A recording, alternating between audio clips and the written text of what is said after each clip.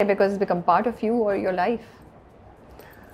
I have a love-hate relationship with this business. Okay. मैं इसको छोड़ता हूँ फिर वापस आता हूँ, छोड़ता हूँ फिर वापस आता हूँ, और this has happened multiple times. तो छोड़ते क्यों और वापस क्या चीज़ लेकर आती है?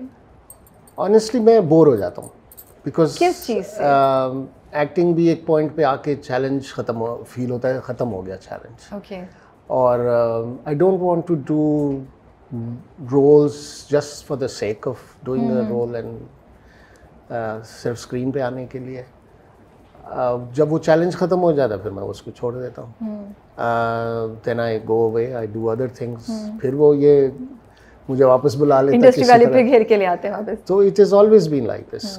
जब मैं यहाँ से कनाडा मूव हुआ था तो I was away from Pakistan for 10 years. And you were fine. I was fine. I was busy with other things. फिर आया वापस तो किसी ने मुझे देख लिया, ढूंढ लिया. उन्होंने कहा कि जी आइए. तो आपका जर्नी हम थोड़ा सा कैप्चर करते हैं, फिर आगे भी बात करेंगे. सो ये ड्रामे अब स्टार्ट हो गए, फिर एडवर्टाइजिंग एजेंसी की तरफ कैसे आया? मुझे तो कहानी पता है लेकिन मैं नहीं बता रही, आप बताएं. एडवर्टाइजिंग एजेंसी वही वाली सिचुएशन के ये काम करते करते फिर उधर उस वक्त दौर थोड़ा चेंज हो गया था. ओके. टीवी पे फिल्म इंडस्ट्री के ऊपर कुछ उस वक्त के रूलर्स का इम्पैक्ट आना शुरू हो गया. तो इंडस्ट्री बंद हुई, फिर टेलीविज़न सिर्फ रह गया. टेलीविज़न पे भी बहुत सारी रिस्ट्रिक्शंस आनी शुरू हो गई. मैं पर्सनली उन सब चीज़ों के अगेंस्ट था. ओके. और इडियोटिक चीज़ें थी just for the sake of saying कि जी हमने रिलीजन को प्रमोट कर रहे हैं या हम माशरा सुधार रहे हैं. हालांकि माशरे में सुधारने वाली चीज़ उस वक्त थी नहीं कोई. तो उस प्रोसेस में मैंने छोड़ दिया. एक अपॉर्चुनिटी आई कि जी एक एजेंसी थी लाहौर में, उन्होंने कहा कि जी आप हमारे साथ काम करें. उनके पास बहुत सारे और भी नाम थे इसी तरह से इंडस्ट्री से. मैं कहा श्योर. मैं कहा आता जाता मुझे कुछ नहीं है. उन्होंने कहा नहीं आप कर लेंगे. शुरू हुआ आहिस्ता आहिस्ता करते करते. उन्होंने फिर मुझे कराची भेज दिया. कराची भेजा, 4-5 साल उनके साथ कराची में काम किया. फिर उसके बाद अपनी एजेंसी शुरू कर दिया. फिर तो this is how you move to Karachi. That's how. So Lahore से कराची आप मूव कर गए. तो उस टाइम पे फिर तन्हाइयाँ आया. ओके. तो तन्हाइयाँ पे कैसे आया रोल आपको?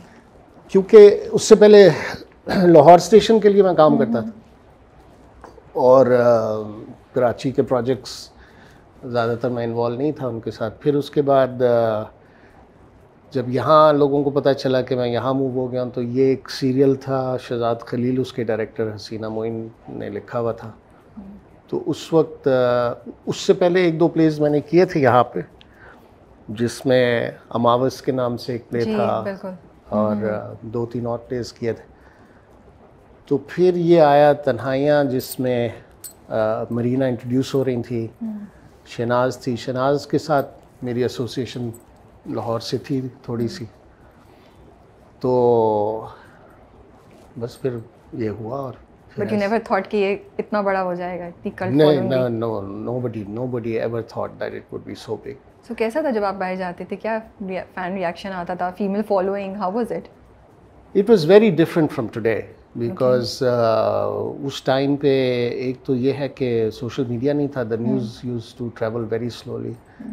जो आदमी जज कर सकता था वो जब आप पीटीवी स्टेशन पे जाते थे, वो कहते थे आपकी मेल आई है और आप फिर देखते थे इतने इतने थद्दे जो है वो मेल के आए पड़े हुए.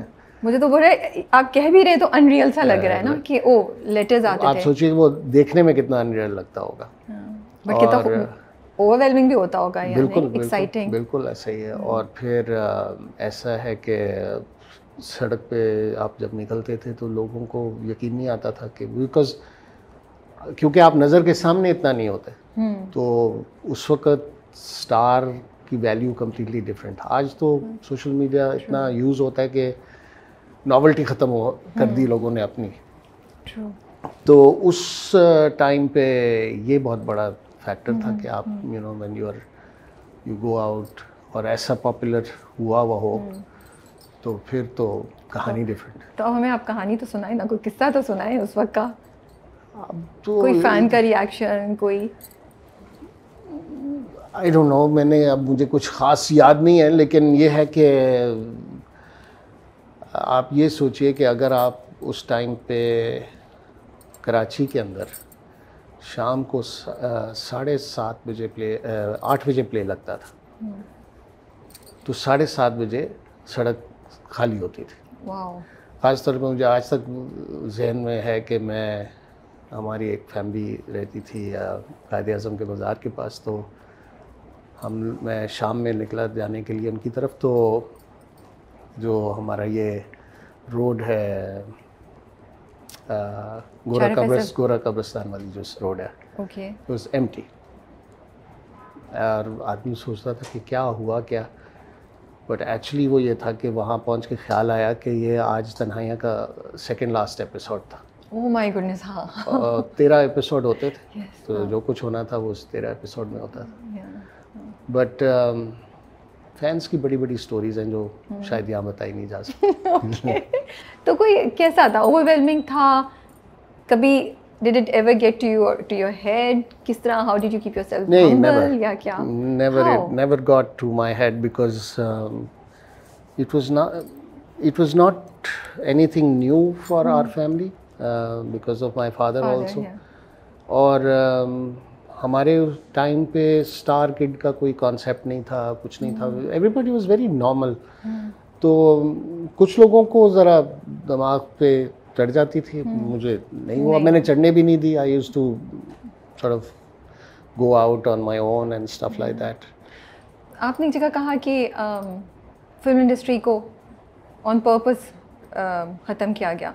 मुझे आपकी ये स्टेटमेंट बहुत इंटरेस्टिंग लगी and I want to know कि आप ऐसा क्यों सोचते हैं या ऐसा क्यों हुआ? नहीं, इसमें सोचने की बात नहीं है, हिस्टोरिकल फैक्ट है, नोबडी कैन डिनाई इट। लेकिन उससे क्या फ़र्क पड़ेगा industry? They close the industry, they one by one they said कि जी this cinemas one by one बंद होने शुरू हो गए, इंडस्ट्री बंद होनी शुरू हो गई, टेलीविज़न के ऊपर रिस्ट्रिक्शंस लगानी शुरू कर दी।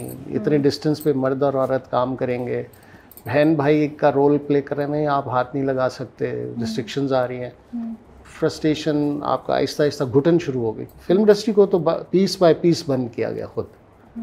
तो हालांकि पोटेंशियल हमारे पास बहुत था, अगर वो फेज़ ना आता तो हमारी इंडस्ट्री बहुत आगे इस वक्त होती। बट उसके बाद फिर जब फिल्में नहीं मिल रही थी, सिनेमाज बंद होने शुरू हो गए, कहानी ख़त्म।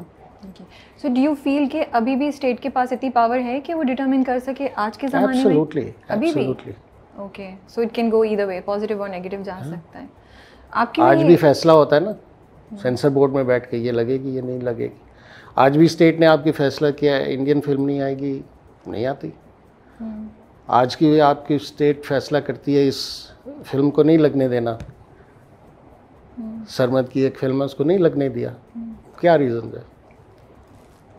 तो आपको लगता है कि there's too much interference of state which is not needed। Restrictions होनी चाहिए या नहीं होनी चाहिए? कंप्लीटली नहीं होनी चाहिए या क्यों रिस्ट्रिक्शन किस बात की? आप ये ना immature nation, we are not, we mature people, we take decisions. हाँ, कैटेगराइज कर दें, ये जैसे सारी दुनिया में सेंसर बोर्ड सेल्फ सेंसर करते हैं, कैटेगराइज कर देते हैं, ये बच्चों के लिए फिल्म है। आई बिलीव कि आपको ये फ्रीडम जो लोग क्रिएट करते हैं उनको देनी चाहिए और पब्लिक को फैसला करने दें। स्टेट का कोई काम नहीं इन चीज़ों में घुसने का।